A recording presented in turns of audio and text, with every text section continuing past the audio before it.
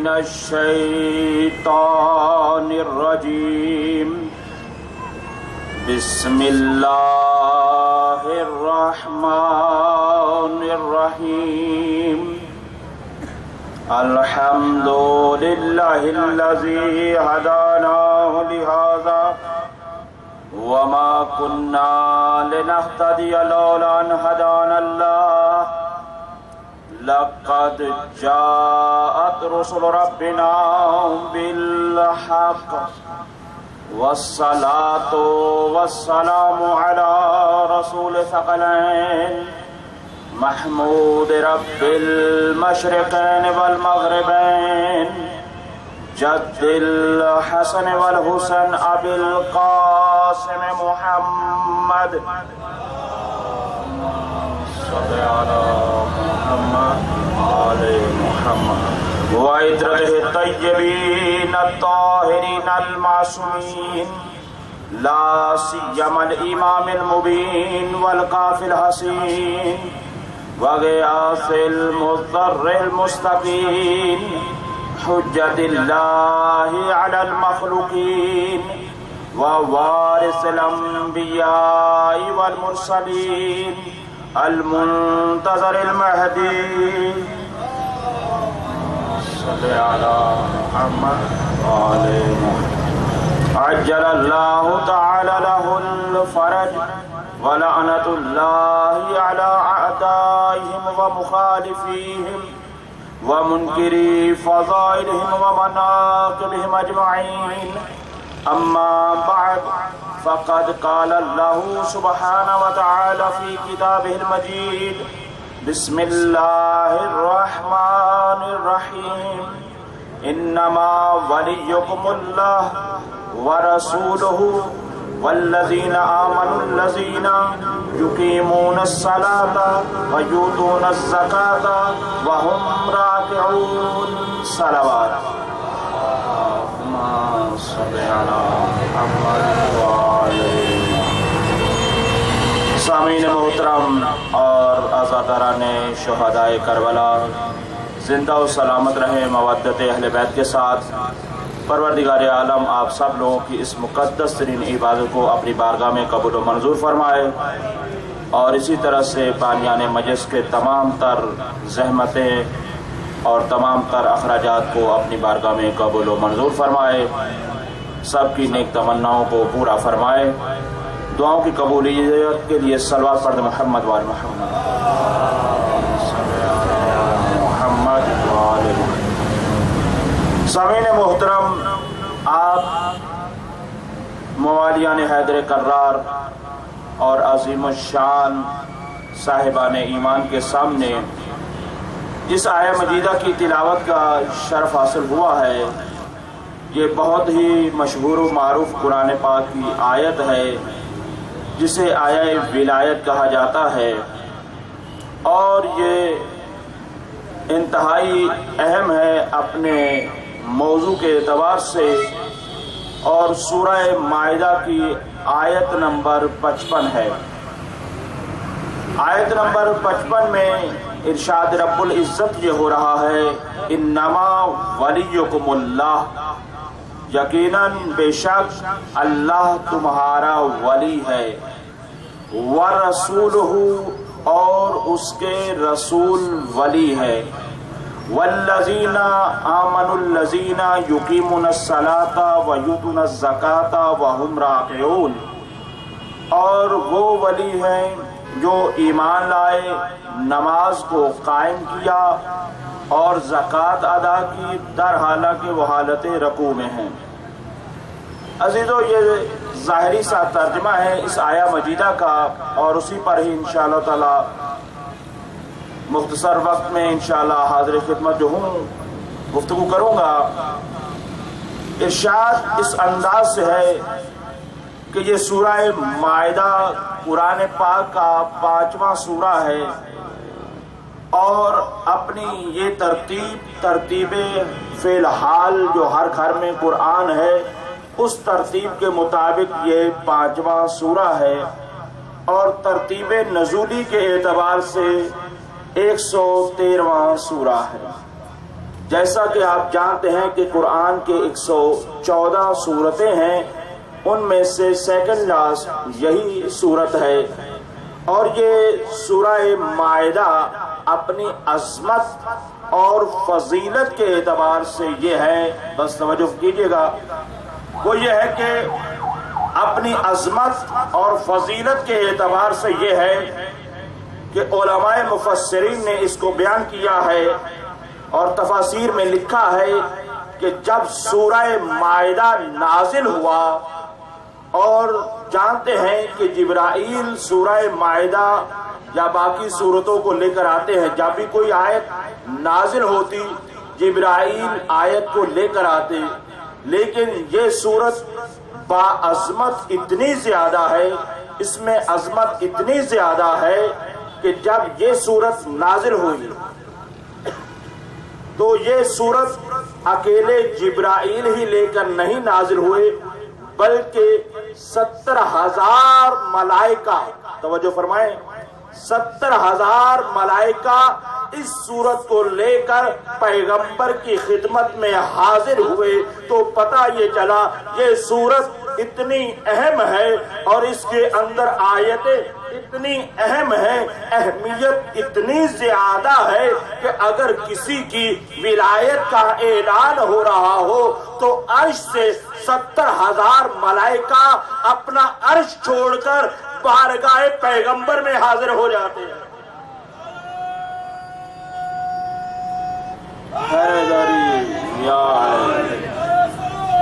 اللہم صلی علی محمد وآل محمد۔ یہ ظاہری طور پر اس صورت کی فضیلت ہے کہ 70,000 ملائکہ اس صورت کو لے کر نازل ہوتے ہیں پیغمبر کی خدمت میں، اور پھر اس کے بعد جب اس آیت پر پہنچتے ہیں جو آیت نمبر 55 ہے، ارشاد رب العزت یہ ہو رہا ہے، انما ولیکم اللہ، یقیناً بے شک اللہ تمہارا ولی ہے۔ اب یہاں پر ہر لفظ اپنا معنی اور مطلب چاہتا ہے کہ اس کو کھل کر بیان کیا جائے۔ یہ علمی انداز میں اگر اس کو کھولا جائے تو وہ یہ ہے کہ یہ آیت کلمہ حصر سے شروع ہو رہی ہے۔ عربی کا قاعدہ ہے، کچھ الفاظ ہیں جسے کہا جاتا ہے کلمات حصر۔ کلمات حصر کا مطلب کیا ہے؟ عربی میں حصر کسے کہتے ہیں تو اس کی مثال یہ ہے کہ جب کوئی آپ کسی چیز کو کسی کمرے میں بند کر دیں، کسی شے کو کسی کمرے میں یا کسی باکس میں بند کر دیں اور باہر سے تالا لگا دیں، تو ہوتا کیا ہے؟ ہوتا یہ ہے کہ باہر کی کوئی چیز اندر نہیں آ سکتی، اندر کی کوئی چیز باہر نہیں جا سکتی، اسے کہا جاتا ہے حصر۔ اور اس آیت کی ابتدا ہی کلمہ حصر سے ہو رہی ہے، بتایا یہ جا رہا ہے انما ولیکم اللہ، یقیناً بے شک تمہارا اللہ ولی ہے۔ توجہ فرمائیں، بے شک یقیناً اللہ تمہارا ولی ہے۔ اب ولی کہتے کسے ہیں؟ ولی کا معنی کیا ہے عزیزو؟ تو توجہ فرمائیں گے، عربی لغات کے اندر، ڈکشنری کے اندر جو اس کا معنی کیا گیا ہے وہ یہ ہے کہ کسی شے کا کسی دوسری شے کے پیچھے بغیر فاصلے کے آنا۔ توجہ فرما رہے، کسی شے کا کسی دوسری شے سے بغیر فاصلے سے آنے کے اس فعل کو ولایت کہا جاتا ہے۔ جب کوئی شے بغیر کسی فاصلے سے دوسری شے کے پیچھے آتی ہے تو میں اس کو دوبارہ بار تکرار اس وجہ سے کر رہا ہوں تاکہ یہ ذہن نشین ہو جائے، کیونکہ یہ بنیادی گفتگو ہے جس پر مجھے گفتگو باقی کرنا ہے۔ تو آپ نے توجہ فرما لی، کسی شے کا بغیر کسی فاصلے سے آ جانا یہ ہے ولایت کا معنی۔ اور یہاں پر یہ لفظ ایسا ہے، ولی، ولایت، اولا، مولا، یہ سارے کے سارے اسی لفظ ولایت سے مشتق ہیں، یعنی تین لفظوں پر ہیں، واو لام یہ، ولی اسے کہا جاتا ہے نا۔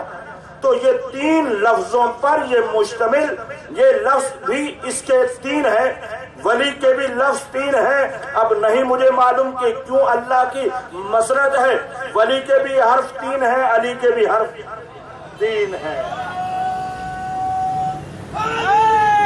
یا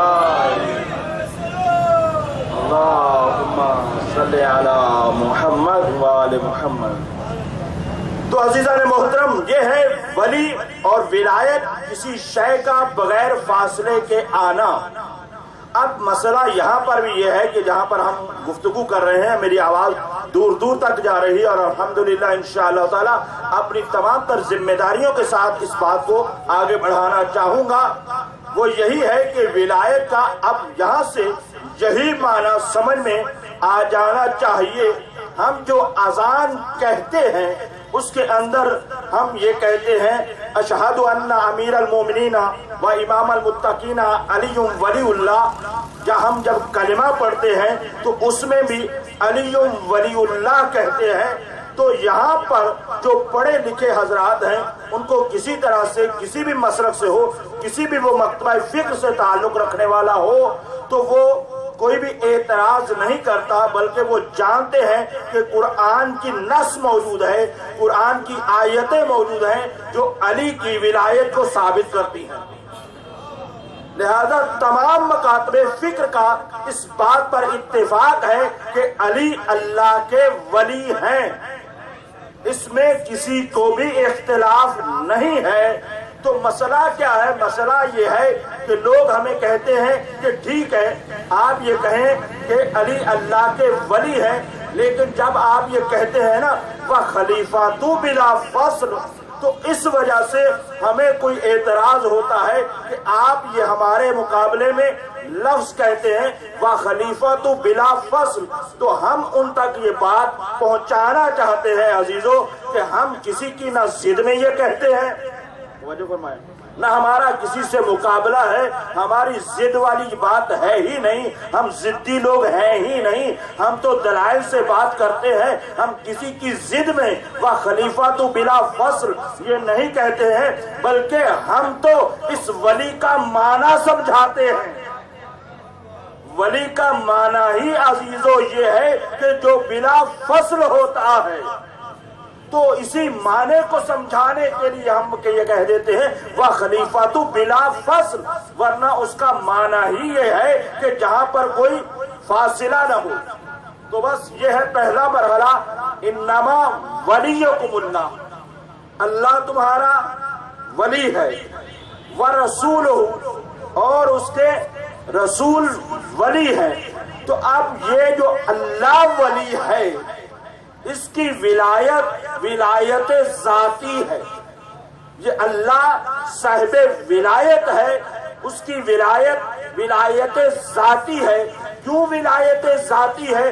ولایت کے لیے چند شرطیں ہیں، توجہ فرمائیں، ولایت کے لیے چند شرطیں ہیں۔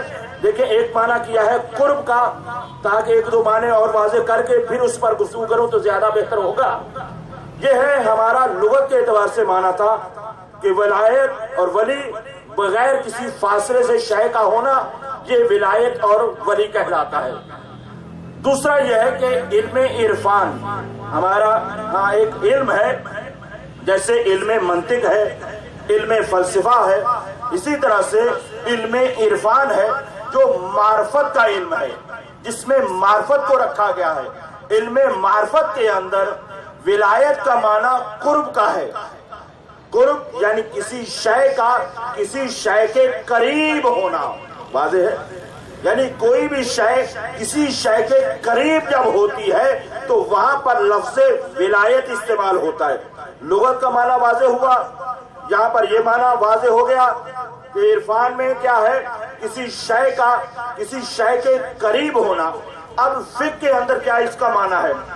فقہ کے اندر ولایت کا معنی اولا بالتصرف اور حاکمیت کا معنی ہے، یعنی کسی شے پر حاکمیت ہو، شہنشاہت ہو، بادشاہت ہو، حکومت ہو، تو اس کو کہا جاتا ہے ولایت۔ یعنی کوئی ذات کسی دوسری ذات کے اوپر با اختیار ہو تو وہاں پر ولایت آتا ہے۔ اس کی سادہ سی مثال آپ لوگ دیکھتے ہیں کہ جہاں کہیں بھی شادی بیاہ ہوتا ہے تو جب لڑکی سے اجازت لی جاتی ہے تو کہا جاتا ہے کہ اس کے ولی کو بلایا جائے۔ یہ دیکھ رہے ہیں، توجہ فرما رہے ہیں، کیا کہا جاتا ہے؟ اس کے ولی کو بلایا جائے۔ یہاں سے بھی یہ لفظ واضح ہو جاتا ہے، روشن ہو جاتا ہے کہ اگر ولی کا معنی تم دوست کرتے ہو تو یہاں پر کس کو بلاؤ گے؟ توجہ فرما رہے ہیں، جب کسی بچی کی شادی ہو اور اس شادی میں مولانا صاحب یہ کہیں کہ اس بچی کا ولی کون ہے، تو اگر ولی کا معنی دوست کر دیا تو پھر ڈھونڈنا پڑے گا اس بچی کا دوست کون ہے، اور اگر ڈھونڈ کر لے آئے تو اب مجھے بتاؤ یہ بارات کس انداز میں واپس جائے گی؟ آئی ہوئی بارات واپس چلی جائے گی۔ تو یہاں سے مطلب یہ سمجھ میں آ گیا، اگر ولی کا معنی تم نے دوست کر لیا تو آیا ہوا بھی واپس پلٹ جاتا ہے۔ جو فرما رہے ہیں، کوئی آیا ہوا بھی واپس پلٹ جاتا ہے، اور ولی کا معنی آپ نے حکومت سرپرستی کا لے لیا تو آنے والا پھر خالی ہاتھ نہیں آتا، اور نہ خالی ہاتھ پھر جاتا ہے۔ تو بس عزیزو یہاں پر واضح ہو گیا کہ فقہ میں بھی اس کا معنی حکومت ہے، سرپرستی ہے۔ اب یہ دو تین معنی واضح ہوئے، پھر ایک لفظ ہے ولایت اور ایک لفظ ہے ولایت۔ توجہ تو فرما رہے ہیں عزیزو، کیونکہ افراد جس انداز سے آہستہ آہستہ جمع ہو رہے ہیں اسی طرح سے گفتگو آگے بڑھے گی۔ آپ جتنا توجہ فرماتے جائیں گے انشاءاللہ تعالی آپ لطف اندوز ہوں گے۔ وہ یہ ہے کہ لفظ عربی کے اندر ولایت بھی ہے اور ولایت بھی ہے، دونوں میں فرق کیا ہے؟ دیکھیں، غور کریں۔ اب اس کے بعد اپنے ان الفاظ کی بھی وہ لوگ اصلاح بھی کر لیں کہ ہمیں کیا بولنا ہے، ولایت کہنا ہے یا ولایت کہنا ہے۔ اب ولایت اسی کا معنی کیا ہے؟ سرپرستی کا ہے، لیکن جب لفظ ولایت استعمال ہوتا ہے تو اس کے معنی کو بعض جگہوں پر، اب ان کے لیے بات کر رہا ہوں کہ جو معنی دوستی لیتے ہیں ان کے لیے یہ عرض کر رہا ہوں کہ اگر تم معنی دوستی لیتے ہو تو دوستی کا معیار ہو۔ توجہ فرمائیں، یعنی اگر دوستی بھی معیار لینا ہے، اگر دوستی ہی کہنا ہے کہ ولایت کا معنی دوستی ہے تو پھر دوستی کا کوئی معیار ہے یا نہیں ہے؟ دیکھیں، اگر آپ بازار میں جاتے ہیں کوئی شے خریدنا چاہتے ہیں تو اس شے کا کوئی معیار ہوتا ہے یا نہیں ہوتا؟ یقیناً ہوتا ہے۔ آپ کپڑا خریدتے ہیں، کوئی شے خریدتے ہیں، گاڑی خریدتے ہیں تو کوئی ذہن میں معیار رکھ کے پھر آپ خریدتے ہیں نا۔ تو دوستی کا معنی بھی اگر آپ کو لینا ہے تو پھر اس کا کوئی معیار ہوگا یا نہیں ہوگا؟ اگر سمجھ میں نہ آئے، یا یہ ہے کہ ہم نے تو عام طور پر دوستی کے تعلقات کو اس بنا پر دیکھا ہے کہ لوگ دوستی بناتے ہیں کسی بڑے سے اس بنا پر کہ فلاں کے پاس پیسہ زیادہ ہے، فلاں کے پاس گاڑی ہے، فلاں کے پاس حکومت ہے، فلاں کے پاس سلطنت ہے، یا کچھ کسی بنا پر دنیا کے طور پر ہم دوستیاں بناتے ہیں۔ ایسا ہے یا نہیں؟ عام طور پر دوستی کا معیار کیا ہے؟ یا حسن ہے یا پیسہ ہے، یہی معیار ہے نا۔ لیکن آؤ معصومین سے پوچھتے ہیں کہ دوستی کا معیار کیا ہے؟ توجہ فرمائیے گا، دوستی کا معیار کیا ہے؟ تو معصوم نے فرمایا کہ جب دوست کسی کو بنانے لگو تو یہ یاد رکھو، دوستی کا معیار یہ ہے کہ جب کسی کو دوست بناؤ تو اس اعتبار سے وہ دوست ایسا عظیم ہو جس کو دیکھ کر تمہیں خدا یاد آ جائے۔ اللہ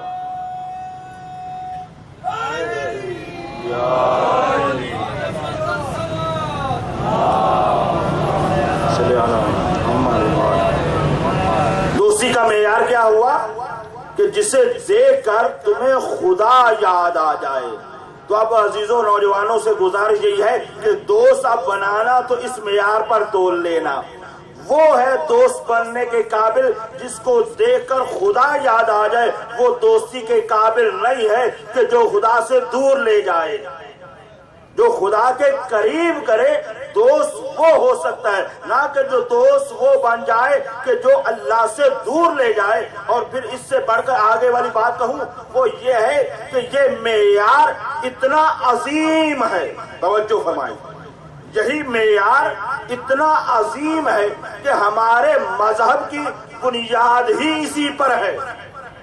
ہمارا مذہب، دوستی کا مذہب، تعلق کا مذہب، یہ ایک ایسا مذہب ہے کہ اس کی بنیاد ہی اسی بنا پر ہے کہ ہم جس مذہب پر ہیں معیار ہمارا یہی ہے کہ جس کو دیکھ کر اللہ یاد آ جائے۔ بس عزیزو، دنیا ہمیں یہ کہتی ہے آپ علی علی کیوں کرتے ہیں؟ اللہ اکبر، آپ علی علی کیوں کرتے ہیں؟ آپ یا حسین کیوں کرتے ہیں؟ بھائیو، اس کی وجہ یہ ہے کہ انہیں دیکھ کر ہمیں اللہ یاد آ جاتا ہے۔ ہم دیکھتے ان کو ہیں، یہ وہ ہیں کہ جو کہتے ہوئے نظر آتے نحنو وجہ اللہ، ہم اللہ کی پہچان ہیں، ہم اللہ کی پہچان بن کر آئے ہیں۔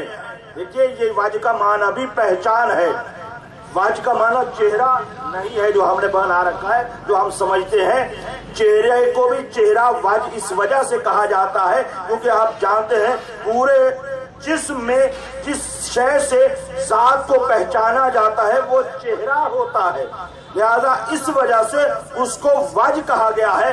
عربی میں وجہ کہتے ہیں لما یتوجہ الیہ، جس کے ذریعے سے کسی کو پہچانا جائے اسے کہا جاتا ہے وجہ۔ اب معصوم یہ فرما رہے نحنو وجہ اللہ، تو ہم اللہ کی پہچان ہیں۔ تو یہ ہے ہمارے مذہب کے عزیزوں بنیاد۔ اگر آپ اس معنی میں بھی لیں گے تب بھی آپ کو اہل بیت کے دروازے پر آنا ہوگا، اور اگر سرپرستی کے معنی میں لیں گے تو تب بھی آپ کو اہل بیت کے ہی دروازے پر آنا ہوگا۔ اب اس سے گفتگو کو آگے بڑھاتا ہوں، وہ یہ ہے کہ ولایت انما ولیکم اللہ، اللہ تمہارا ولی ہے، اور اس کے بعد جب اللہ ولی ہے تو یہ ولایت آگے منتقل کیسے ہوتی ہے، آگے بعد میں کیسے ملتی ہے؟ کہ اس آیت میں ارشاد ہو رہا ہے وَرَسُولُهُ، اور تمہارا رسول ولی ہے، یعنی اللہ کا رسول ولی ہے۔ تو یہ جو رسول کے پاس ولایت آئی ہے اس کی وجہ کیا ہے، وہ کیسے آئی ہے؟ تو قرآن ہی کے اندر ارشاد ہوتا ہے هُنَالِكَ الْوِلَایَةُ لِلَّهِ الْحَقِّ، تمام ولایت، سب کی سب ولایت اللہ حق کے لیے ہے۔ اللہ اکبر، ساری کی ساری ولایت اللہ پر حق کے لیے ولایت ہے۔ اب پتہ یہ چلا قرآن کے اندر اللہ هو الولی المومنین، اللہ مومنین کا ولی ہے، اللہ هو الولی المتقین۔ بھائیو، یہ آیتیں ہیں، اللہ ولی ہے کس کا؟ مومنین کا۔ اللہ ولی ہے کس کا؟ متقین کا۔ تو اب یہ بات سمجھ میں آ رہی ہے، اللہ ولی ہے مومنین کا، اللہ ولی ہے مومنین کا، اور ادھر سے جس کا نام لے کر ہم عبادت میں مصروف عبادت رہتے ہیں وہ ہے امیر المومنین۔ اللہ اللہم صلی علی محمد وآلہ۔ اللہ ولی المومنین قرآن کی آیت ہے، اور میرے مولا امیر المومنین۔ اور دوسری آیت میں اللہ ولی المتقین، اللہ ولی ہے متقین کے، اور میرے مولا امام المتقین۔ اللہ اکبر۔ اب یہ سارا سلسلہ سمجھ میں آ رہا ہے نا؟ تو اب یہ ہے کہ ولایت اللہ کی ہے۔ جب ولایت اللہ کی ہے، اب یہ منتقل کیسے ہوتی ہے؟ اللہ ہی ولی مطلق ہے، وہ ذات ولی مطلق ہے، وہ ہر شے پر صاحب قدرت ہے۔ کیوں؟ اس کی وجہ یہ ہے کہ اگر تفسیر کا وقت ہوتا تو میں اس کو تفصیل سے بیان کرتا کہ ولایت آتی کیسے ہے، کس کو حق حاصل ہے، ولایت کی شرطیں کیا ہیں۔ جلدی سے فہرست گنواتا ہوں، آپ اس کو جا کر مزید دیکھ لیجئے گا۔ اور وہ یہ ہے کہ سب سے پہلے ولی وہ ہو سکتا ہے جو خالق ہوگا، پہلی شرط دیکھیں، جو خالق ہوگا وہ ہوگا ولی۔ پہلی شرط واضح ہو گئی۔ اگر کوئی خالق نہیں ہے وہ ولی نہیں ہو سکتا۔ قرآنی آیات کی روشنی میں عرض کرتا جا رہا ہوں، وقت نہیں ہے۔ اللہ ولی ہے اور کیونکہ وہ خالق ہے. پہلی شرط کیا ہے ولی ہونے کے لیے؟ توجہ فرمانے ذرا. اللہ ولی ہے، پہلی شرط یہ ہے کہ وہ خالق ہوگا، دوسری وہ مالک ہوگا. توجہ فرما رہے ہیں، وہ مالک بھی ہوگا. دیکھیں اگر کسی شے کا کوئی مالک نہیں ہے تو وہ صاحب ولایت بھی نہیں ہو سکتا. فرض کریں کہ اگر میں رومال کا مالک نہیں ہوں تو میں اس کا حق تصرف بھی نہیں رکھتا. واضح ہے نا بالکل. تو یہ ہے کہ سب سے پہلے یہ ہے کہ خالق ہو، دوسری شرط یہ ہے کہ مالک ہو، تیسری شرط یہ ہے کہ علم رکھتا ہو کہ جس پر مجھے ولایت ہے. علم رکھتا ہو کہ جس پر مجھے ولایت ہے اس کو کس چیز کی ضرورت ہے. اگر وہ علم نہیں رکھتا تو وہ بھی صاحب ولایت نہیں ہو سکتا. یہ تیسری جلدی دو اور آ رہا ہوں. چوتھی شرط یہ ہے کہ وہ صاحب قدرت ہو، وہ قدیر ہو. تو جب صاحب قدرت ہوگا تب وہ اس کی ضرورت کو پورا کر سکے گا جس پر یہ ولایت رکھتا ہے. توجہ فرما لی آپ نے. اب یہ شرائط کس میں پائی جاتی ہیں؟ اللہ کی ذات میں پائی جاتی ہیں. تو اللہ ولی ہے. اب آیت نے ہمیں یہ سمجھا دیا کہ اللہ ہی ولی ہے، اور متعدد آیتیں پڑھی ہیں، لیکن اس کے ساتھ ساتھ یہ جو آیت کہہ رہی وہ رسول ہو اور اس کا رسول ولی ہے. توجہ فرما رہے ہیں، اور اس کا رسول ولی ہے. تو پھر اس کا مطلب کیا ہے؟ یہ کیسے ولایت آگے منتقل ہوتی ہے؟ تو عزیزوں اس کا طریقہ یہ ہے کہ اللہ ولی ہے، اپنی ولایت کو اپنی تجلی کے ذریعے جو اس کا جتنا قریب ہوتا ہے، توجہ فرما لیں، جو اس کا جتنا قریب ہوتا ہے اتنا ہی وہ ولایت کو منتقل کرتا ہے، اتنا ہی وہ ولایت کو آگے دیتا ہے. تو اب سمجھ میں آتا ہے کہ سورہ اسراء کے اندر اللہ نے ارشاد فرمایا سبحان الذی اسری بعبدہ لیلا من المسجد الحرام الی المسجد الاقصی الذی بارکنا حولہ لنریہ من آیاتہ. بابرکت ہے ذات، پاک ہے وہ ذات جو اپنے عبد کو لے گئی. اللہ اکبر. جو اپنے عبد کو لے گئی، اور عبد مولا کے مقابلے میں ہے. یہاں پر اللہ مولا ہے اور کس کو لے کے جا رہا ہے؟ توجہ فرمائیں. اور کس کو لے کے جا رہا ہے؟ عبد کو لے کر جا رہا ہے.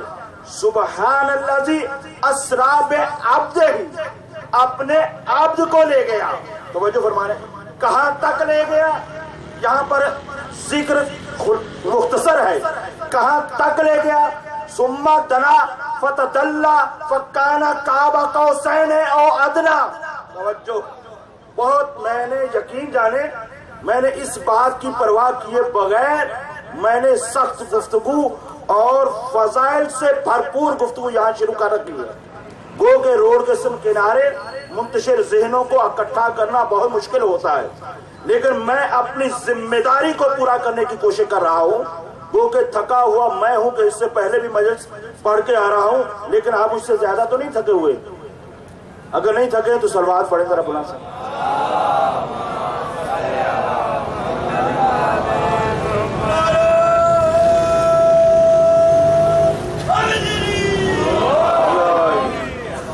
تو عرض یہ کر رہا تھا کہ بابرکت ہے وہ ذات، پاک ہے وہ ذات، سبحان الذی اسری بعبدہ، جو اپنے عبد کو لے گئی.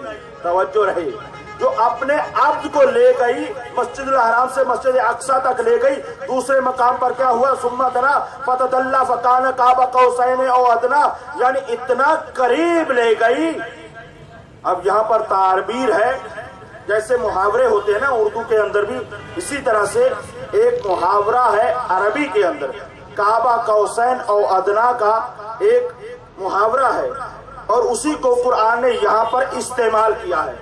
وہ محاورہ کیا ہے؟ توجہ فرمائیے گا. وہ محاورہ یہ ہے کہ جب پرانا زمانہ قبائلی دور ہوتا تھا، جب جنگیں ہوتی تھی یا دو قبیلوں کے سردار آپس میں ملتے تھے جب وہ سلو کرتے تھے تو ان کا ایک طریقہ ہوتا تھا. یہ ذرا تھوڑا سا علمی نقطہ ہے, اس کو ذہن نشین کر لیجئے گا.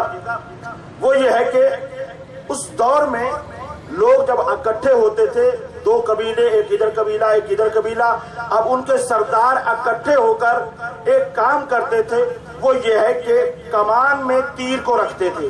دیکھیں تیر کمان تو ذہنوں میں ہے یا نہیں ہے, یا وہ بھی روڈ میں بیٹھے تو نہیں سمجھ میں آ رہا بھائیو. تیر کمان کو یعنی تیر کو کمان میں رکھتے تھے, اور تیر کو جب کمان میں رکھنے کے بعد کمان کو کھینچا جاتا تھا. آپ ذہنوں میں تیر کمان آ رہا ہے نا, کھینچا جب جاتا تھا تو یہ کمان کھچتے کھچتے جب آپس میں مل جاتے تھے. اب ادھر قبیلے کا سردار بھی ایسے کرتا تھا اور ادھر والے قبیلے کا سردار بھی ایسا ہی کرتا تھا. اب دونوں قبیلوں کے سردار جب تیر اور کمان آپس میں رکھ کے دونوں کو دیکھ رہے ہیں نا میرے اس منظر کو, دونوں کو کھینچتے تھے. کھینچتے کھینچتے کمانوں کو دونوں سرے آپس میں جب مل جاتے تھے تو اس کا مطلب یہ ہوتا تھا, توجہ فرمائیے گا, اس کا مطلب یہ ہوتا تھا کہ جس کے ساتھ آج کے بعد تیری سلو ہے میری سلو اسی کے ساتھ, جس کے ساتھ تیری جنگ ہے اس کے ساتھ میری جنگ ہے.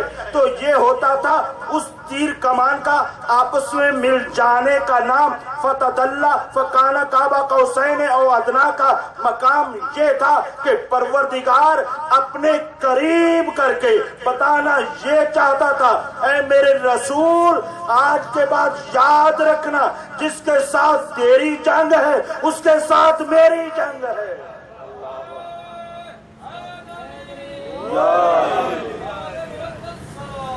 اللہم صلی علی محمد وآل محمد. بات واضح ہو رہی ہے نا, یعنی پیغمبر سے یہ کہا جا رہا ہے اس تعبیر کے ساتھ کہ اے میرے حبیب آج کے بعد جو اتنے قرب سے لے کر آیا ہوں, وہی تو دیکھیں نا میں نے ابھی علم عرفان میں معنی کیا کیا ہے, قرب کا معنی ہے. اب جتنا یہ قریب ہوئے ہیں اور قرآن نے یہ جو عبد اور مولا کا تعلق بھی ظاہر کیا ہے, تو اب یہ ہے کہ اللہ اپنے عبد سے اپنے رسول سے یہ کہہ رہا ہے کہ آج کے بعد توجہ فرمائیں, یعنی آج کے بعد اے میرے حبیب جس کے ساتھ تیری جنگ اس کے ساتھ میری جنگ, اور جس کے ساتھ تیری صلح اس کے ساتھ میری صلح, تو دوستی اور دشمنی کا معیار کون ہوا؟ توجہ فرمائیں, دوستی اور دشمنی کا معیار کون ہو گئے؟ توجہ فرمائیں, یعنی پیغمبر کی ذات ہو گئی نا. جب پیغمبر کی ذات ہوئی تو آپ کو یاد ہے, آپ ماشاءاللہ حدیث کساء پڑھتے رہتے ہیں, حدیث کساء کے اندر پیغمبر نے جب سب کو جمع کر کے اکٹھا کر کے یہی کہا تھا, اللہم ہؤلاء اہل بیتی, اے میرے پروردگار یہ میرے اہل بیت ہیں. اللہ اکبر, میں کہیں لے کر آ گیا. یہ عزیزوں بہت اہم مرحلہ ہے کہ یہ پیغمبر کہہ رہے ہیں یہ میرے اہل بیت ہیں, اور اس کے بعد فرمایا سلم لمن سالمہم وحرب لمن حاربہم, اے پروردگار میری اس کے ساتھ صلح ہے جن کے ساتھ ان کی صلح ہے, اور اس کے ساتھ جنگ ہے جس کی ان کے ساتھ جنگ ہے.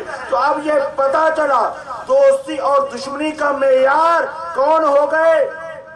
اس سے پہلے پیغمبر, اب کہہ رہے اہل بیت ہو گئے. اب مسئلہ کیا ہوا, نتیجہ دینے چاہتا ہوں اسی بات کا یہاں پر, وہ یہ ہے کہ دوستی اور دشمنی صلح اور جنگ کا معیار کیا ہے؟ اہل بیت علیہ السلام.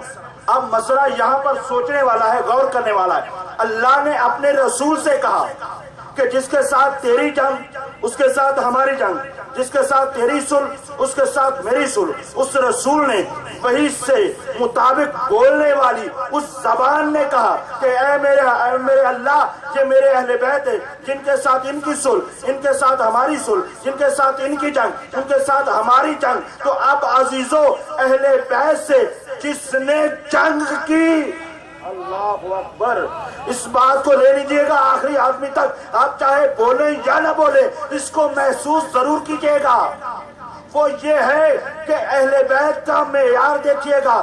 اب جس نے بھی اہل بیت کے کسی ایک فرد کے ساتھ سب کے ساتھ ضروری نہیں کہ ہر ایک کے ساتھ جنگ کی ہو، نہیں، اہل بیت میں سے کسی ایک فرد کے ساتھ اگر کسی دور میں کسی مقام پر اگر جنگ کی ہو، توجہ چاہتا ہوں ہر بندے کی میری آواز دور دور تک جا رہی ہے، پہچانیے گا، جس کسی نے بھی اہل بیت کے فرد میں سے کسی ایک فرد کے ساتھ جنگ کی ہو تو اس کی جنگ اہل بیت کے ساتھ نہیں، رسول کے ساتھ ہے۔ اللہ اللہ، میں اس بات کو کیسے آپ تک مکمل منتقل کروں، بہت توجہ، وہ یہ ہے کہ جس کے ساتھ اہل بیت کی جنگ یا کسی نے اگر اہل بیت کے ساتھ جنگ کی اس نے رسول سے جنگ کی، جس نے رسول سے جنگ کی اس نے اللہ سے جنگ کی۔ اب سمجھ میں آ رہا ہے؟ توجہ چاہتا ہوں عزیزو، نتیجہ تو مجھے اب دینا ہے، وہ یہ ہے کہ جس نے اہل بیت کے کسی فرد کے ساتھ جنگ کی اس نے رسول کے ساتھ جنگ کی، جس نے رسول کے ساتھ جنگ کی اس نے اللہ کے ساتھ جنگ کی، اور جو اللہ کے ساتھ جنگ کرے وہ رضی اللہ نہیں ہو سکتا۔ جو بھی اللہ سے جنگ کرے وہ رضی اللہ نہیں ہو سکتا۔ اب مجھے نہیں معلوم جو یزید کا اب دفاع کرتے ہیں وہ کس منہ سے کرتے ہیں، یزید کے لیے کچھ لفظ کہتے ہیں تو کس منہ سے کہتے ہیں؟ اللہ کی جنگ تو اسی کے ساتھ جنگ ہے کہ جس کے ساتھ اہل بیت کی جنگ ہے، اور جس نے اہل بیت میں سے کسی کے ساتھ جنگ کی اس نے کس کے ساتھ کی؟ رسول کے ساتھ۔ جس نے رسول کے ساتھ جنگ کی اس نے اللہ کے ساتھ جنگ کی۔ تو اب واسطہ یہ سمجھ میں آ گیا کہ یہ جو اللہ نے اپنے قرب میں بلایا تھا، بات وہاں پر رکی تھی، اپنے قرب میں بلایا تھا، کیا کہا تھا؟ سبحان الذی اسریٰ بعبدہ۔ توجہ، بہت جملہ میں نے کہا کہ میں اپنی محنت سے پڑھ رہا ہوں، اس میں میں کسی طرح کی کوئی کوتاہی نہیں کر رہا، جو ہم بڑی بڑی مجلسوں میں پڑھتے ہیں نا، ہم وہی میٹر پڑھ رہے ہیں۔ اب آپ اپنی ذمہ داری کو دیکھیے گا، محسوس کیجئے گا، آیت کے اندر کیا ارشاد ہو رہا ہے؟ سبحان الذی اسریٰ بعبدہ لیلا من المسجد الحرام الی المسجد الاقصی۔ تو اللہ تعالیٰ بابرکت ہے وہ ذات، پاک ہے وہ ذات جو اپنے عبد کو لے گئی، شام میں لے گئی، مسجد اقصی تک لے گئی، کس لیے؟ لے نوریہ من آیاتہ۔ توجہ، تاکہ وہ اپنی آیتوں کو دکھائے۔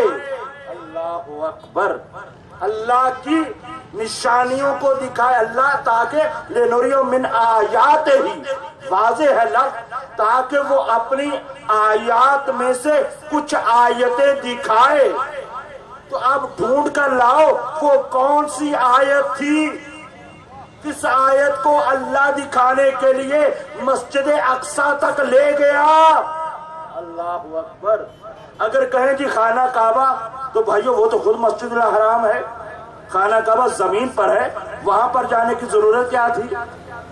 یہی ہے نا، انسان عقیدت میں آ کر یہی کہے گا نا بھی مکان سب سے بڑا تو یہ ہے، خانہ کعبہ ہے۔ تو سوال یہ ہے کہ کیا خانہ کعبہ دکھانے کے لیے لے گیا؟ تو خانہ کعبہ مکہ میں تو خود رہتے تھے پیغمبر، ہمیشہ خانہ کعبہ کو دیکھتے تھے۔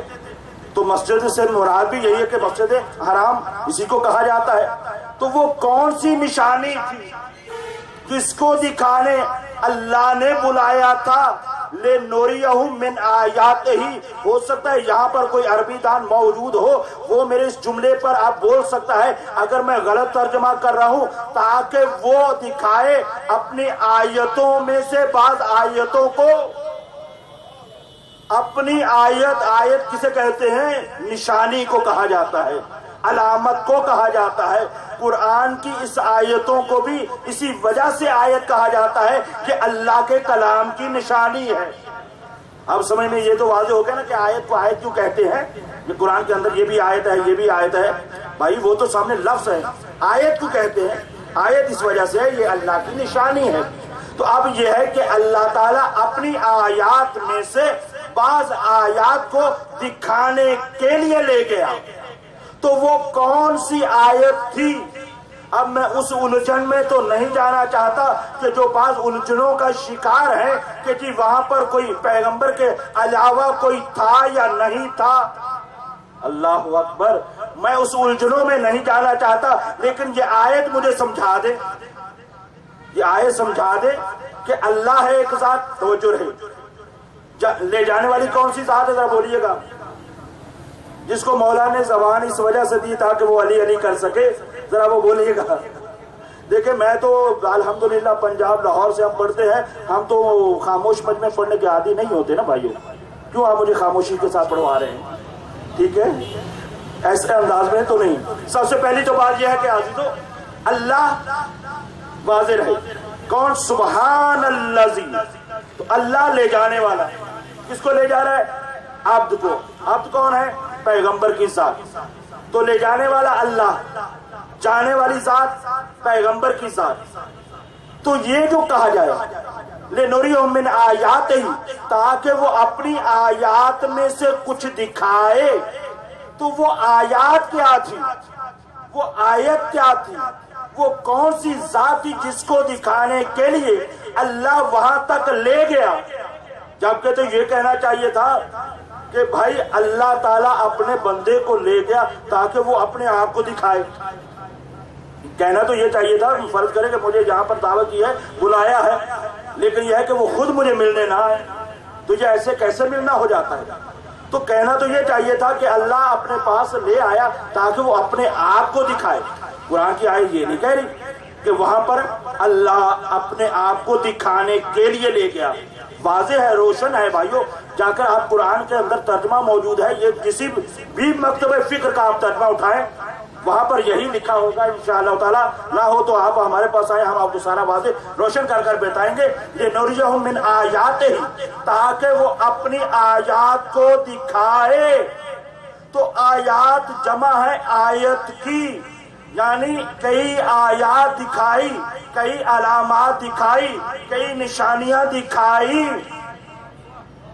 اب امتحان آپ کا ہے، وہ یہ ہے عزیزو، یہاں پر یہ ہے کہ اللہ قرآن میں ارشاد فرما رہا ہے لِنُرِيَهُ مِنْ آیَاتِهِ، تاکہ ہم اپنی آیات میں سے کوئی آیتیں ان کو دکھائیں. اور میرا مولا امام المتقین علی ابن ابی طالب فرماتا ہے ما للہ آیت اکبر منی، اللہ کے پاس مجھ علی سے بڑھ کر کوئی آیت نہیں ہے.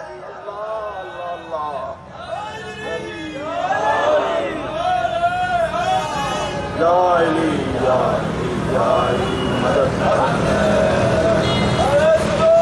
اللہم صلی علی محمد و آل محمد. بات واضح ہو رہی ہے یا نہیں ہو رہی؟ نشان نے تولا، جن نے بولا علی مولا علی مولا. سبحان اللہ. دیکھ لیں میں نے یہ مجلس وہاں پر پڑھی ہے جہاں کا ماحول نہیں تھا، لیکن آپ نے ماحول مجھے نہیں دیا اس طرح سے جیسا ماحول ہونا چاہیے تھا. میں یہ عرض کر رہا ہوں کہ قرآن کی نص موجود ہے بھائیو، قرآن کی واضح آیت موجود ہے، تاکہ وہ اپنی آیتوں میں سے کچھ آیتوں کو دکھائے.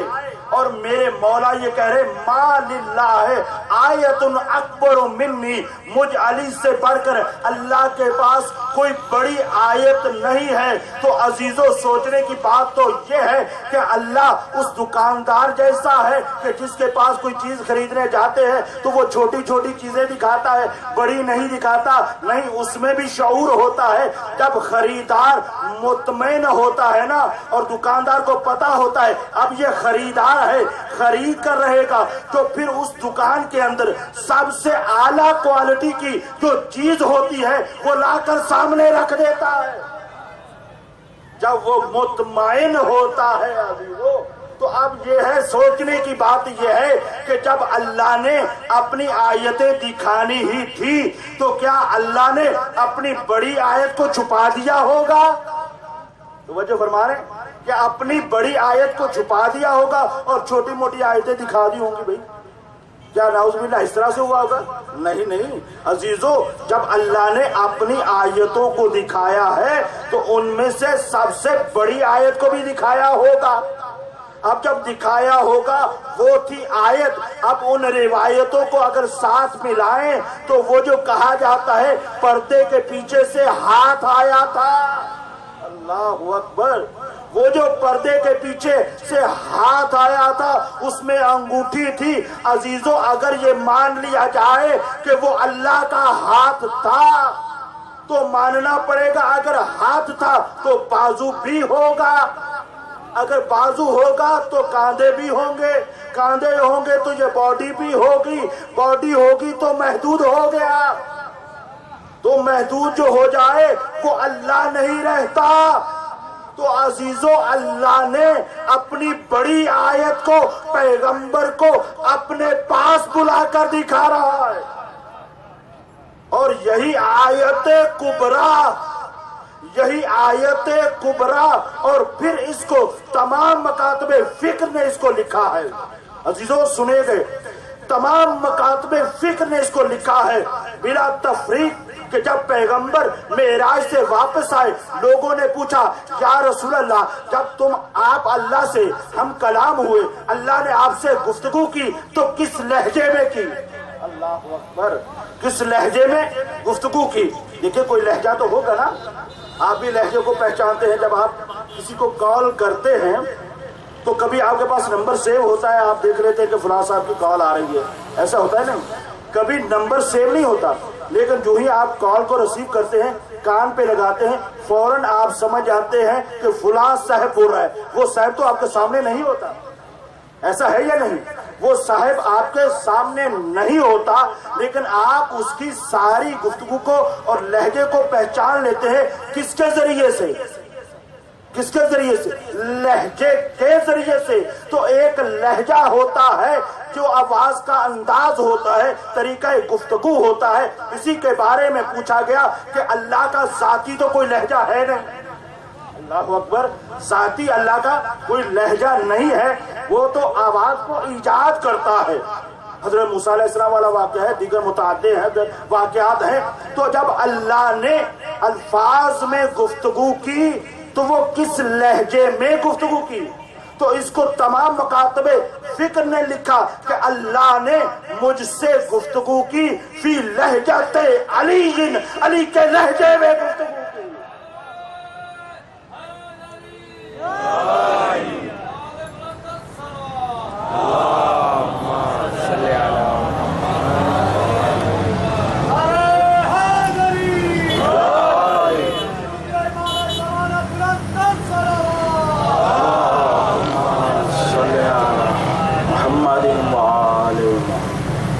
تو یہ ہے عزیزوں, یہ ہے قرب. جب پیغمبر کو بات وہاں تک ہے نا ذہن میں, یہ قرب جتنا قریب ہوتا جاتا ہے, جتنا قرب زیادہ نزدیک ہوتا چلا جاتا ہے, اتنا اعتماد بڑھتا چلا جاتا ہے. اب میں نے ابھی کچھ دیر پہلے بھی عرض کیا تھا ولایت اللہ کی ہے, اور قرآن میں اللہ ہی کی ولایت کو منحصر کر کے کہا گیا ہے. تو عزیزوں اب جب یہ ولایت پیغمبر میں منتقل ہوئی تو کس انداز میں منتقل ہوئی؟ جب یہ مقام کعبہ قوسین اور ادنا کی منزل پر ہوا, جب ایک عبد اپنے مولا کے قریب ہوا تو یہ ولایت منتقل ایک تجلی کی صورت میں پیغمبر کے پاس آ گئی. ایک تجلی. اچھا یہ ہے کہ نوجوان بچے بھی آ کر بیٹھ گئے ہیں, اب یہ ہے کہ ذرا تھوڑا سا اور سمجھانے کی کوشش کرتا ہوں. یہ کس انداز میں کہ یہ تجلی کیسے ہوئی؟ اب عزیزوں بچے ذرا تھوڑا سا وہ دیکھیں گے جیسے کاپی پیسٹ وہاں پہ. اب یہاں پر یہ ہے کہ اللہ کے پاس جو ولایت ہے, اب بندہ اس کا عبد جو پیغمبر ہے اس کے قریب ہو رہا ہے, اور جتنا قریب ہوتا ہے اتنا ہی وہ ولایت کا عکس اور تجلی منتقل ہوتی ہے. بچوں کے لیے عرض کرتا ہوں وہ یہ ہے کہ جب آپ سے مثال دے رہا ہوں, جب آپ شیشے کے سامنے جاتے ہیں, کسی آئینے کے سامنے جاتے ہیں, سوال یہ ہے, توجہ فرمائیں, سوال یہ ہے کہ جب آپ شیشے کے, اچھا شیشہ دیکھتا تو ہر بندہ دیکھتا ہے نا, شیشہ دیکھنا بھائیوں مستحب بھی ہے, اور اسی وجہ سے یہ ہے کہ مستحب یوں ہے کہ جب آپ کہیں جا رہے ہوں تو اپنے آپ کو دیکھ کر جائیں. اور پھر کہا گیا روایت کے اندر المؤمن مرآۃ المؤمن, مومن مومن کا آئینہ ہے. مطلب کیا ہے کہ جیسے ہم شیشے میں سامنے جاتے ہیں دیکھیں یہاں پر بہت ساری اخلاقی گفتگو ہے، میں ابھی فی الحال موقع نہیں ہے، مناسبت نہیں ہے، میں ورنہ اسی پر ذکر کرتا، پوری مجلس اسی آئینے پر پڑھتا، اور اسی آئینے پر الحمدللہ ہم نے بہت عظیم گفتگو کر رکھی ہے۔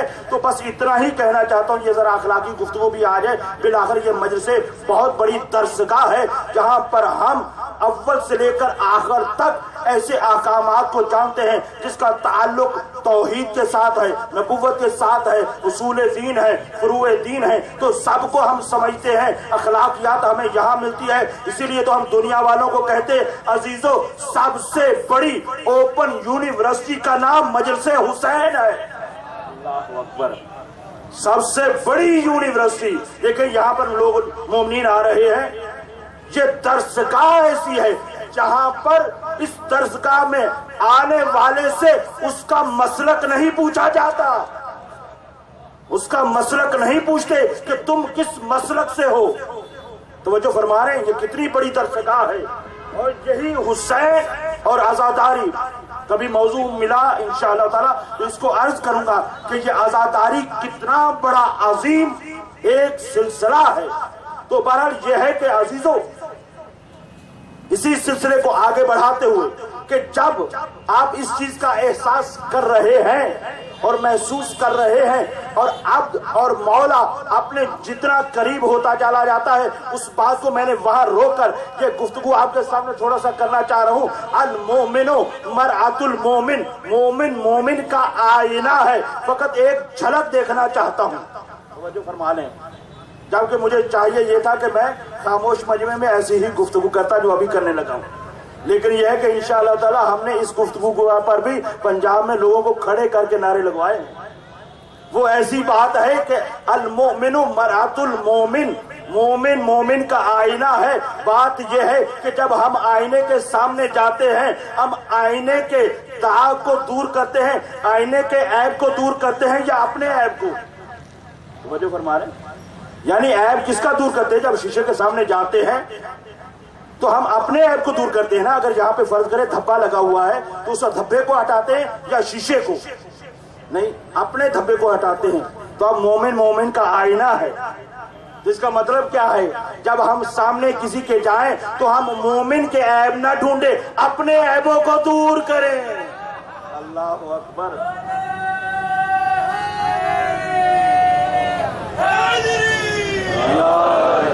یہ ان میں سے ایک جھلک ہے کہ جب مومن مومن کے سامنے جائے تو پھر کیا ہے؟ اپنی اصلاح کرے، نہ کہ دوسروں کی۔ ہم دوسروں کی کرنا چاہتے ہیں۔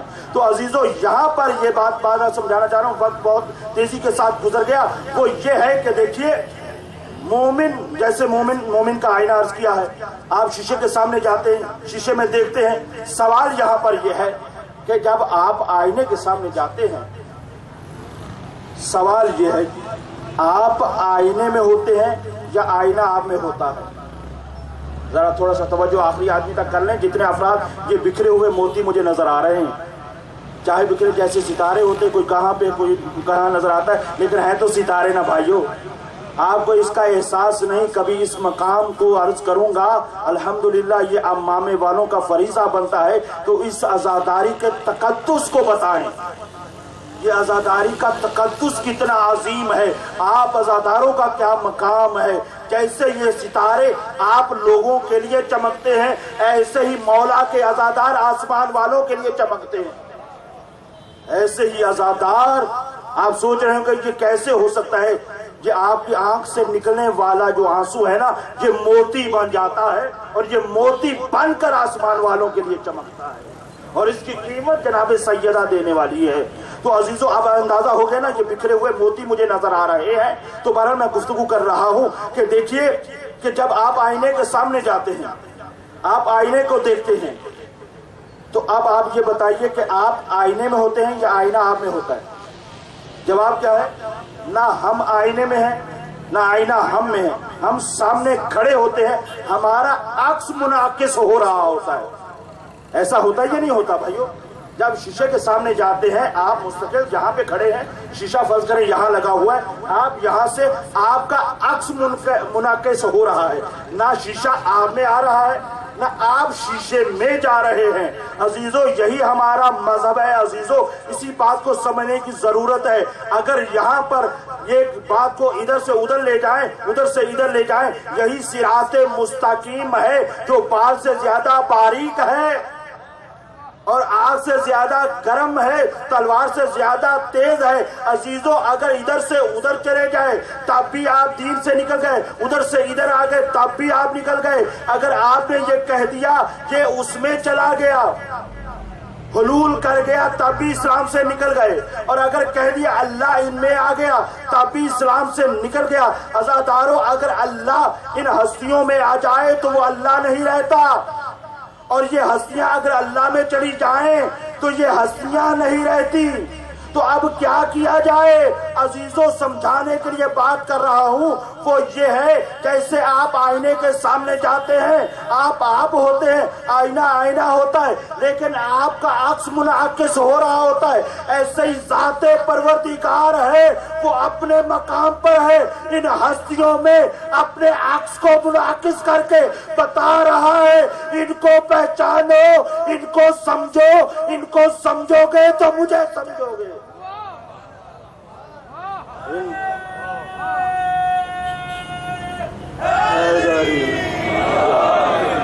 ماشاءاللہ بات واضح ہو رہی ہے نا، ماشاءاللہ کچھ چہرے مجھے احساس ہو رہا ہے پڑھے لکھے سمجھدار ہے۔ یہ وہ مسئلہ ہے جہاں پر تفویض سے انسان بچتا ہے۔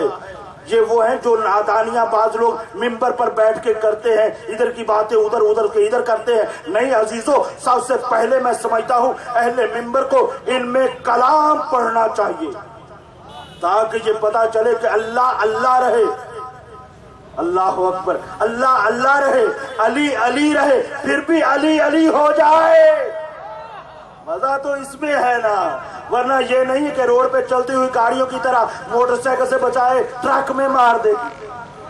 آج کل لوگوں کا مسئلہ مشکل یہی بنی ہوئی ہے، کسی کو درد ولایت کا ہے تو ولایت کا درد لے کر توحید کا نعوذ باللہ برا حال کر رہا ہے، کوئی توحید کا درد اپنے دل میں لے کر ولایت کا برا حال کر رہا ہے۔ نہیں نہیں عزیزوں، میں پوری کلیجے کی طاقت سے اس بات کو پہنچانا چاہ رہا ہوں، جہاں تک ہماری گفتگو جا رہی اپنے پرائے سب سنیں۔ بات یہ ہے کہ ہم ہی سب سے بڑے موحد ہیں جو اللہ کو وحدہ لا شریک مانتے ہیں، اور ہم ہی اللہ کے بنائے ہوئے ان ولیوں کو سب سے زیادہ ماننے والے ہیں جو اللہ کے ولی ہیں، اور ہم سب سے بڑے مولائی ہیں۔ عزیزو یہی ہے ہمارا مذہب جو ہمیں سکھاتا ہے توحید کیا ہے، ولایت کیا ہے، اور اسی بنا پر یہ ہے کہ کربلا کا پورا مارکا توحید سے لے کر اسلام کے تمام احکامات کو بچا کر لے گیا ہے میرا حسین۔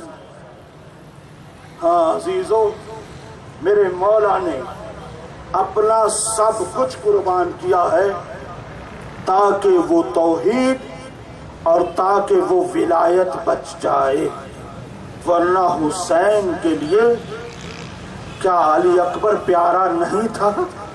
کیا قاسم کو پیار نہیں کرتے تھے؟ کیا جناب عباس کا اپنا بھائی نہیں تھا؟ اپنا سب کچھ قربان کیا ہے تاکہ توحید بچ جائے۔ ہاں عزادارو، اگر یہ جنگ کربلا میں ختم ہو جاتی تو آج یہاں پر بیٹھ کر آپ سر ننگے رو نہ رہے ہوتے، پردے میں مائیں بہنیں رو نہ رہی ہوتی۔ لیکن عزادارو، جیسے محرم کا چاند ختم ہوا، سفر کا چاند طلوع ہوا، عزادارو حسین کا کہا جاتا ہے محرم ختم ہوا، زین العابدین کا محرم شروع ہو جاتا ہے۔ کب شروع ہوا؟ جب پہلی سفر آئی عزادارو، میرا مولا سید سجاد سیدانیوں کے ساتھ ایک مرتبہ جب وہاں شام کے دربار میں لایا جاتا ہے، جزاؤکم ربکم خیر جزا، مولا آپ کا فرصہ قبول کر لے۔ بس عزیزو، کچھ جملے پڑھنا چاہتا ہوں، نہ کسی ذاکر کی زبانی ہے نہ کسی خطیب کی زبانی ہے، بلکہ یہ وہ مرثیہ ہے جو میرے مولا امام سجاد نے خود پڑھا ہے۔ اگر تیار تیار ہو تو عزادارو اس مرثیے کے چند جملے سنا دوں۔ میرے مولا فرماتے ہیں اے میرے چاہنے والے، ہمارے اوپر 7 مصیبتیں ایسی پڑی جس کو سید سجاد کبھی بھلا نہیں سکتا۔ وہ 7 مصیبتیں کیا تھی؟ فرمایا ایک مصیبت یہ تھی کہ ہمیں گھیر کر ایک جگہ پر وہ ظالم لے آئے، اور آنے کے بعد عزادارو امام فرماتے ہیں ارے نیزے کی انیا ہمیں مارتے تھے، ارے نیام کی تلوار کی ہمیں مارتے تھے۔ اور عزادارو اس کے بعد میرے مولا ایک ایک مصیبت کو بیان کرتے چلے جاتے ہیں، بس میں نے مختصر کیا۔ اور عزادارو اس کے بعد میرے مولا فرماتے ہیں، سنو گے عزادارو، بہت تڑپا دینے والا جملہ میرے مولا نے فرمایا، کہا ان ظالموں نے کیا کیا؟ ان ظالموں نے یہ کیا جو شہداء کے کٹے ہوئے سر تھے نا، وہ بیویوں میں لے آئے، بچوں میں لے آئے۔ ارے میرے بابا حسین کا سر میری پھوپھی زینب کے سامنے، میرے چچا عباس کا سر ارے میری پھوپھی ام کلثوم کے سامنے، میرے بھیا علی اکبر کا سر سکینہ کے سامنے وہ ظالم لے آئے، اور یہ انہوں نے ظلم کیا۔ اور عزادارو پھر سنو گے، کہتے ہیں امام فرماتے ہیں وہ ظالم ہمیں اس بازار میں لے آئے۔ عزادارو تڑپنے والے ایک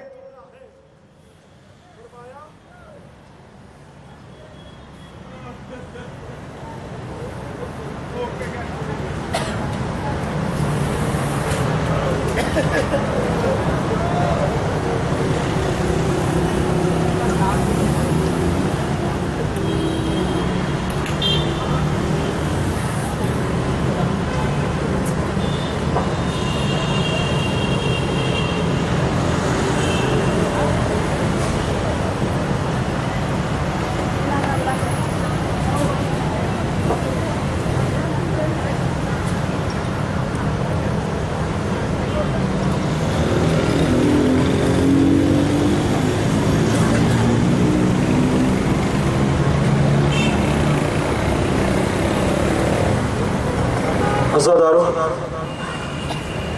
ربط ٹوٹ جانے سے مصائب کا ربط نہیں ٹوٹتا۔ آپ مصائب میں بیٹھے ہوئے ہیں، یہ وہ مصائب ہیں جس کو یاد کر کے میرا مولا سید سجاد 40 سال تک روتا رہا ہے۔ میرا مولا نہ اسپیکر کا محتاج تھا، نہ لائٹ کا محتاج تھا، نہیں جب بھی میرے مولا کے سامنے پانی آتا نا، ایک مرتبہ کربلا کر رک کر کے کہتے میرے بابا یہ پانی وضو کے لیے آ گیا لیکن آپ پیاسے ذبح کر دیے گئے۔ میرا مولا ایسے آزادہ رہے نا، جب وہ بازار سے گزرتے تھے قصاب اپنے ذبیحہ پر کپڑا ڈال دیتے تھے اور پریشان ہو جاتے تھے، اور یہی رو کر کہتے تھے سید سجاد آئیں گے، ہم سے صرف یہی پوچھیں گے کیا پانی پلانے سے، کیا ذبح کرنے سے پہلے اس کو پانی پلایا تھا؟ وہ قصاب کہتا ہے مولا میں شریعت رسول سے واقف ہوں، میں نے پانی پلایا تھا۔ ایک مرتبہ پھر کربلا کا رخ ہو جاتا، میرا مولا کہتا میرا بابا پیاسا مارا گیا، جزاؤکم ربکم خیر جزا۔ اگر آپ کے ذہنوں میں وہ جملے موجود ہیں تو میں آخری جملوں تک جاتا ہوں۔ ہاں عزیزو، میرے مولا یہ کہتے ہیں وہ ظالم ہمیں اس بازار میں لے آئے جہاں پر غلاموں کو بیچا جاتا ہے۔ ارے غلاموں کو بیچا جاتا ہے، ارے چاہتے تھے ہم کو غلاموں کی طرح بیچیں لیکن اللہ کی مشیت نہ ہوئی۔ لیکن آزادار اس کے بعد میرے مولا نے ایک جملہ یہ کہا، وہ ظالم جب ہمیں بازار میں لے جاتے تھے نا، مجھے نہیں معلوم کہ آپ کے یہاں پر توجہ لے گئے ہیں، لیکن میرے مولا نے کہا ہمیں اس جگہ پر جب لے جاتے تھے بازار میں نا، تو گھروں کی چھتوں سے لوگ کیا کرتے تھے، ہمارے اوپر پانی برساتے تھے گرم، اور آگ کے گولے برساتے تھے۔ ایک مرتبہ ایک جلتا ہوا کوئلہ میرے سر پر آ کر گرا، میں کیا بتاؤں، میرے ہاتھ پسے گردن بندھے ہوئے تھے۔ ارے میرا ہاتھ پسے گردن ہونے کی وجہ سے میرا ماما جلا، میرا سر بھی چل گیا۔ آزادار اس کے بعد بس آخری جملہ آزادارو، میرے مولا فرماتے ہیں جس زندہ زندان میں ہم کو قیدی بنا کے رکھا گیا، اس کی چھت نہیں تھی، ارے جس میں رکھا گیا دن میں سورج کی تپش، رات کو شبنم پڑتی، ارے ہمارے رنگ نیلے پیلے ہو گئے۔ میرا مولا سجاد شام کو یا کرتے روتا رہا، وَسَيَعْلَمُ الَّذِينَ ظَلَمُوا أَيَّ مُنْقَلَبٍ يَنْقَلِبُونَ أَلَا لَعْنَةُ اللَّهِ عَلَىٰ قَوْمِ الظَّالِمِينَ۔ اے پروردگار تجھے واسطہ ہے امام سجاد کے مصائب کا تمام مومنین و مومنات کی نیک تمناؤں کو پورا فرما۔ پروردگار عالم جہاں کہاں سے بھی دور دراز سے آئے ہوئے مومنین مومنات موجود ہیں، پروردگار عالم ان سب کی نیک حاجات کو پورا فرما، بانیان مجلس کی نیک تمناؤں کو پورا فرما، ان کے تمام اخراجات کو اپنی بارگاہ میں قبول و منظور فرما۔ پروردگار عالم جہاں یا گھر میں جہاں کوئی بھی مریض ہے پروردگار عالم، خصوصاً جو اس وقت ہاسپٹل میں ہے، پروردگار عالم سب کو شفائے کاملہ و عاجلہ عطا فرما۔ یہاں پر ہمارے افتخار بھائی ہیں، ان کی والدہ محترمہ کو اللہ تعالیٰ صحت کاملہ و عاجلہ عطا فرما، اور اسی طرح سے ہمارے حسن بھائی ہیں، پروردگار عالم ان کو بھی صحت کاملہ و عاجلہ عطا فرما۔ اور پروردگار عالم ہماری دعا یہ بھی ہے کہ جو زائرین امام حسین اس وقت زیارت کو جا رہے ہیں، اے پروردگار عالم ان کے سفر کو بے خطر فرما، اور یہاں پر جتنے بھی لوگ موجود ہیں یا جہاں کہیں بھی ہیں جو متمنی زیارات ہیں، پروردگار عالم سب کو زیارت کربلا نصیب فرما۔ اے پروردگار عالم جو ان مقامات مقدسہ کی حفاظت نوجوان کر رہے ہیں، پروردگار عالم ان سب نوجوانوں کی حفاظت فرما۔ اے پروردگار عالم اس عزاداری کے حقیقی وارث امام زمانہ کا جلد ظہور فرما، اور ہمیں ان کا سپاہی بننے کی توفیق عطا فرما۔ اللہم صلی علی محمد وعلی محمد وعجل فرجہ۔